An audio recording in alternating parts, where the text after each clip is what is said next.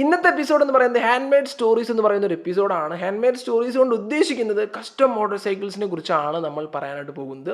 ഇതുപോലെ പല എപ്പിസോഡ്സ് നമ്മൾ സ്റ്റാർട്ട് ചെയ്ത് വെച്ചതാണ്, പക്ഷെ അതെല്ലാം പല കാരണങ്ങൾ കൊണ്ടും നിന്നുപോയി. ഇനി അതെല്ലാം നമ്മൾ തിരിച്ചു പിടിക്കുന്നതായിരിക്കും. ഞാൻ ആൽബിൻ വർഗീസ്, എല്ലാവർക്കും ഓർക്കട്ടെ പുതിയൊരു എപ്പിസോഡിലേക്ക് സ്വാഗതം.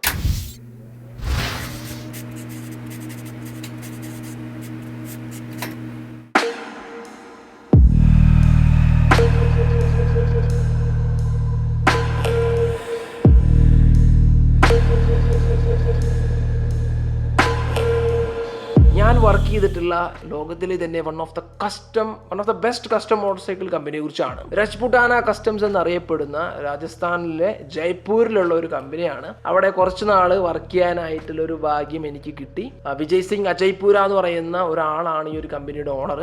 വിജയ് സാർ എന്ന് പറയുന്നത് ആളൊരു കസ്റ്റം ബിൽഡറാണ്, മോട്ടോർ സൈക്കിൾ റേസറാണ്, ഫ്ലാറ്റ് ട്രാക്ക് ട്രെയിനർ. അങ്ങനെ മോട്ടോർ സൈക്കിളായിട്ട് റിലേറ്റ് ചെയ്ത് കഴിഞ്ഞിട്ടുണ്ടെങ്കിൽ സാറിനെ പറഞ്ഞു നിർത്താനായിട്ട് സാധിക്കില്ല. എല്ലാ മേഖലയിലും മോട്ടോർ സൈക്കിൾ റിലേറ്റ് ചെയ്തിട്ടുള്ള എല്ലാ മേഖലയിലും രാജ്പുട്ടാന കസ്റ്റംസിലെ വിജയ് സാറിനെ നമുക്ക് കാണാനായിട്ട് സാധിക്കും. ഈ ഒരു രാജ്പുട്ടാന കസ്റ്റംസ് എന്ന് പറയുന്നത് സാറിൻ്റെ ഒരു പാഷൻ ബേസ് ചെയ്തിട്ടുള്ള ഒരു കാര്യമാണ്. ഒരിക്കലും ഒരു മെയിൻ ബിസിനസ് എന്നൊന്നും ഞാൻ പറയില്ല. സാറ് പാഷൻ കൊണ്ട് മാത്രമാണ് ഈ ഒരു രാജ്പുട്ടാന കസ്റ്റംസ് എന്ന് പറയുന്ന ഈ ഒരു കമ്പനി ചെയ്യുന്നത്. ഈ രാജ്പുട്ടാന കസ്റ്റംസിന്റെ ഒരു പ്രത്യേകത എന്ന് പറയുന്നത് അവിടെ നിർമ്മിക്കുന്ന മോട്ടോർ സൈക്കിൾസ് എന്ന് പറയുന്നത് ക്ലാസിക് ടച്ച് ഉള്ള ഹെറിറ്റേജ് മോട്ടോർ സൈക്കിൾസ് മാത്രമാണ്. ഡിസൈൻ എന്നൊക്കെ പറയുന്നത് മോഡേൺ ആയിട്ടുള്ള ഡിസൈൻസ് ഒക്കെ വളരെയധികം കുറവാണ് അവിടെ ചെയ്യുന്നത്. മെയിൻ ആയിട്ട് ക്ലാസിക് ടച്ച് ഉള്ള ഡിസൈൻസ് മാത്രമാണ്. അതാണ് ആ ഒരു കമ്പനിയുടെ ഒരു സവിശേഷത എന്ന് പറയുന്നത്. അങ്ങനെ പല ഭാഗ്യങ്ങൾ കൊണ്ട് എനിക്ക് അവിടെ വർക്ക് ചെയ്യാനായിട്ട് പറ്റി.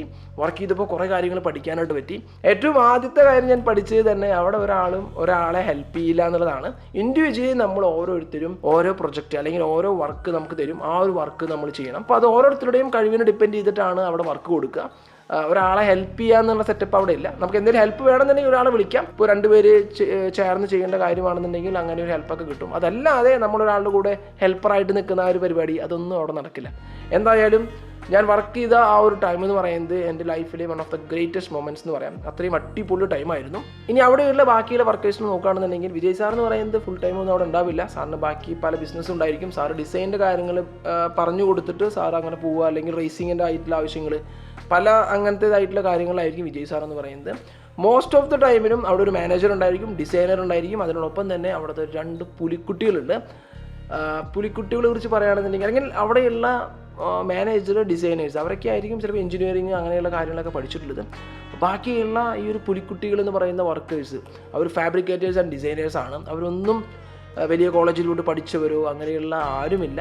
വിജയ് സാറിൻ്റെ കൂടെ നിന്ന് പണി പഠിച്ച് നല്ല ബ്രില്യൻ്റ് ആയിട്ടുള്ള, നല്ല ഐഡിയാസ് ഉള്ള, നല്ല കഴിവുള്ള വർക്കേഴ്സായിട്ട് മാറിയവരാണ്. നമ്മളെപ്പോഴും പഠിപ്പിന് മാത്രം ഇമ്പോർട്ടൻ്റ് കൊടുത്തിട്ട് യാതൊരു കാര്യമില്ല. ഞാൻ എത്ര അധികം പഠിച്ചിട്ടുണ്ട് അങ്ങനെയൊന്നും പറഞ്ഞിട്ട് യാതൊരു കാര്യമില്ല. നമ്മുടെ എക്സ്പീരിയൻസും നമ്മുടെ ടാലൻ്റ് തന്നെയാണ് അവിടെ നമുക്ക് കാണാനായിട്ട് സാധിക്കുക. ഞാൻ വർക്ക് ചെയ്തിട്ടുള്ള പല സ്ഥലത്തും പഠിപ്പിനല്ല ഇമ്പോർട്ടൻ്റ് ഞാൻ കണ്ടിട്ടുള്ളത്, ടാലൻറ്റിനും അതുപോലെ തന്നെ എക്സ്പീരിയൻസിനാണ്. സോ അങ്ങനെ എക്സ്പീരിയൻസ് ആയിട്ടുള്ള 2 പേരുണ്ട്. ഹമീദ് എന്ന് പറയുന്ന ഒരു ചേട്ടനും പിന്നെ ആദിൽ എന്ന് പറയുന്ന വേറൊരു ചേട്ടനും. അവർ 2 പേരാണ് അവിടുത്തെ നെടുതൂണെന്ന് പറയുന്നത്. അവരുടെ വർക്ക് എന്നൊക്കെ പറഞ്ഞിട്ടുണ്ടെങ്കിൽ ഒരു രക്ഷയില്ല. അവർ കസ്റ്റം ചെയ്യുന്നതും അവർ ഡിസൈൻ ചെയ്യുന്നതും അവരുടെ ഐഡിയാസും അങ്ങനെ പല കാര്യങ്ങളും കണ്ടിട്ട് ഞാൻ കിളി പോയിട്ടുണ്ട്. കാരണം കിളി പോകുന്ന രീതിയിലുള്ള വർക്കുകളാണ് അവിടെ നടക്കുന്നത് തന്നെ. അവിടെ പോയപ്പോഴാണ് എനിക്ക് കുറേ കാര്യങ്ങൾ മനസ്സിലായത്. കാരണം നമ്മളൊരു മോട്ടോർ സൈക്കിള് നമുക്ക് ഇഷ്ടമുള്ള പോലെ പണിയാം. പലരും എന്നോട് ഇങ്ങനെയൊക്കെ ചോദിക്കും, പലരും പലതരത്തിലുള്ള ക്വസ്റ്റ്യൻസ് ചോദിക്കാറുണ്ട്. ഈ ഒരു മോട്ടോർ സൈക്കിൾ അത് ഫിറ്റ് ചെയ്യാൻ പറ്റുമോ, ഈ ഒരു മോട്ടോർ സൈക്കിൾ അങ്ങനെ ഡിസൈൻ ചെയ്യാൻ പറ്റുമോ?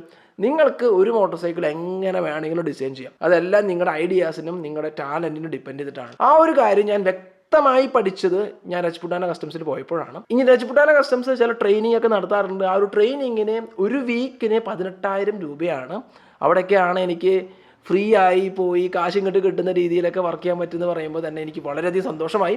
ഞാൻ ഇവിടുന്ന് വർക്ക് ചെയ്യാൻ പോയി, അല്ലെങ്കിൽ ഞാൻ ഫേസ്ബുക്കിൽ ആ ഒരു സമയത്ത് ഒരു സ്റ്റാറ്റസ് കിട്ടുമ്പോൾ പലരും എനിക്ക് മെസ്സേജ് അയച്ചിട്ടുണ്ടായിരുന്നു, അവിടെ വർക്ക് ചെയ്യാൻ ബ്രോന് കിട്ടിയത് വളരെ വലിയ ഭാഗ്യമാണ്. അങ്ങനെ പലരും, എനിക്ക് തോന്നുന്നു ഏറ്റവും ആദ്യമായിട്ടൊരു മലയാളി ഞാൻ തന്നെയായിരിക്കും അവിടെ വർക്ക് ചെയ്തിട്ടുണ്ടാവുക. ഞാൻ ഏറ്റവും ആദ്യമെന്ന് പറഞ്ഞുവെന്ന് മാത്രം.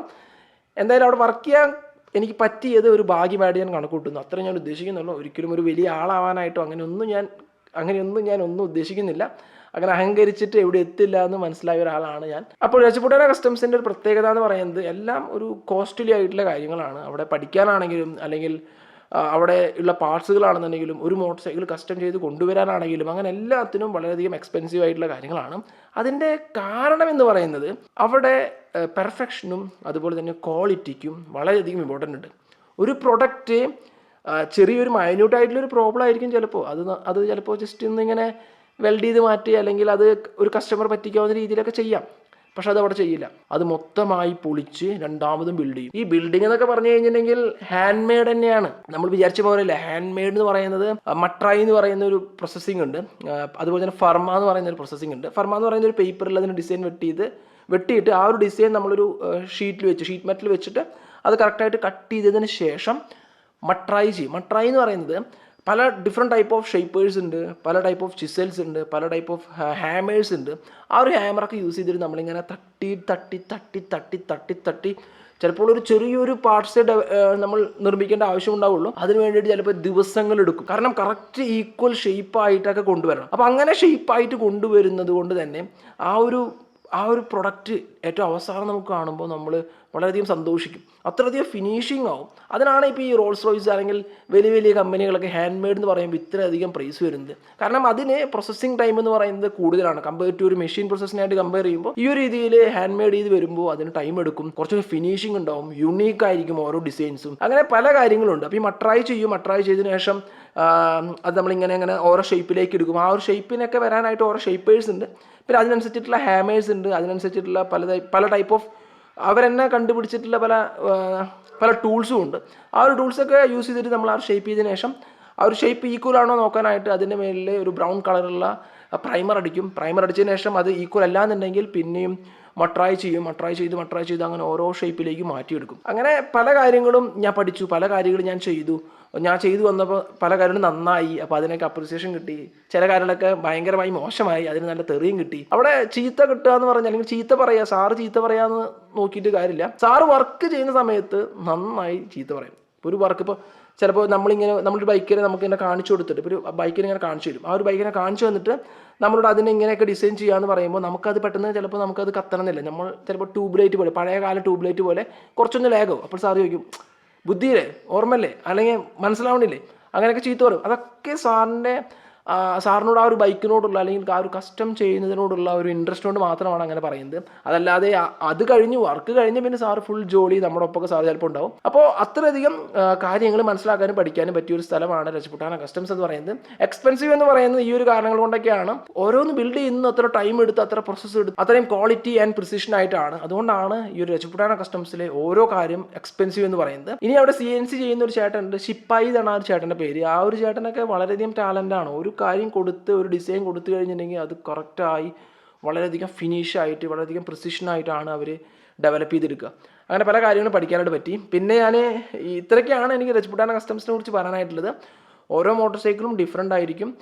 പിന്നെ അവിടെ പല പാർട്സുകളായിട്ട് ചില മോട്ടോർ സൈക്കിൾ ഡെവലപ്പ് ചെയ്യാറുണ്ട്. അതൊക്കെ ചിലപ്പോൾ ഓൾമോസ്റ്റ് എല്ലാം ഒരുപോലെ ഇരിക്കും. അതല്ലാന്നുണ്ടെങ്കിൽ ഓരോ മോട്ടോർ സൈക്കിളും ഡിഫറെൻറ്റ് കാറ്റഗറി ആയിട്ടുള്ള ഡിസൈനായിട്ടാണ് രാജ്പുട്ടാന കസ്റ്റംസ് ഡിസൈൻ ചെയ്യുന്നത്.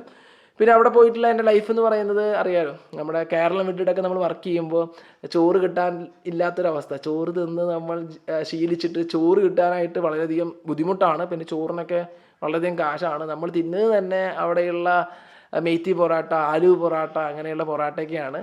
എന്തായാലും വളരെയധികം ഇൻട്രസ്റ്റിംഗ് ആയിട്ടുള്ള ലൈഫായിരുന്നു. അതിനോടൊപ്പം തന്നെ വേറൊരു കാര്യം എന്ന് പറയുന്നത് അവിടുത്തെ ക്ലൈമറ്റിനെ കുറിച്ചാണ്. ഈ ഒരു ഒക്ടോബർ, നവംബർ, ഡിസംബർ, അത് കഴിഞ്ഞ് ജനുവരി, ഫെബ്രുവരി ഒക്കെ നല്ല തണുപ്പായിരിക്കും. അപ്പോൾ ഞാനൊരു 4-5 ഷർട്ടൊക്കെ ഇട്ടിട്ടൊക്കെയാണ്, ചിലപ്പോൾ 4 സെക്ടറൊക്കെ ഭയങ്കര അധികം സെക്ടറൊക്കെ ഇട്ടിട്ടൊക്കെയാണ് അവിടെ നമ്മൾ വർക്ക് ചെയ്യുക. പക്ഷെ അതൊക്കെ കഴിഞ്ഞ് കഴിഞ്ഞാൽ പിന്നെ മാർച്ച് ആ ഒരു സമയമൊക്കെ ആയി കഴിഞ്ഞാൽ ഒടുക്കത്തെ ചൂടായിരിക്കും. ഡ്രസ്സൊക്കെ ഫുൾ ഊരിയിട്ട് പണിയെടുക്കാമെന്നൊക്കെ തോന്നും. പിന്നെ അടുത്തൊരു കാര്യം രാജ്പുട്ടാന കസ്റ്റംസിൽ ഞാൻ പറഞ്ഞു, ടൈമിങ് സൂപ്പറാണ്. പിന്നെ സേഫ്റ്റി അവിടെ വളരെയധികം ഇമ്പോർട്ടൻ്റ് ആണ്. നമുക്ക് മാസ്ക് ആണെങ്കിലും ഗ്ലൗ ആണെങ്കിലും ഗൂഗിൾസ് ആണെങ്കിലും അല്ലെങ്കിൽ എന്തൊക്കെ നമുക്ക് മെഷീനറീസും കാര്യങ്ങളും വേണം. ഷൂസ് ഇട്ട് മാത്രമേ വർക്ക് ചെയ്യാൻ പാടുള്ളൂ. ഷൂസ് അവിടെ നമുക്ക് തരും. അങ്ങനെ പല കാര്യങ്ങളും സേഫ്റ്റിക്ക് വേണ്ടിയിട്ട് വളരെയധികം ഇമ്പോർട്ടൻ്റ് ആണ്. ഈ ഒരു പറയുന്ന കാര്യങ്ങളൊന്നും ഇല്ലാതെ അവിടെ വർക്ക് ചെയ്യാനായിട്ട് പാടില്ല. എങ്ങാനും ആരെങ്കിലും മാനേജേഴ്സ് ആരെങ്കിലും നമ്മളിപ്പോൾ ഒരു ഗ്ലൗസ് ഇല്ലാതെ വർക്ക് ചെയ്യുകയോ അല്ലെങ്കിൽ സ്പെക്സ് വെക്കാതെ വർക്ക് ചെയ്യുകയൊക്കെ ചെയ്യുന്നത് കണ്ടു കഴിഞ്ഞിട്ടുണ്ടെങ്കിൽ നല്ല ചീത്ത കേൾക്കും. നമ്മളത് വെക്കുക തന്നെ വേണം. എന്തായാലും ആ ഒരു വർക്ക് ചെയ്ത എക്സ്പീരിയൻസിനെ കുറിച്ച് പറയാൻ വേണ്ടി മാത്രമാണ് ഞാൻ ഈ ഒരു വീഡിയോ ചെയ്തത്. Thanks for watching. See next video. Until then, ചാ.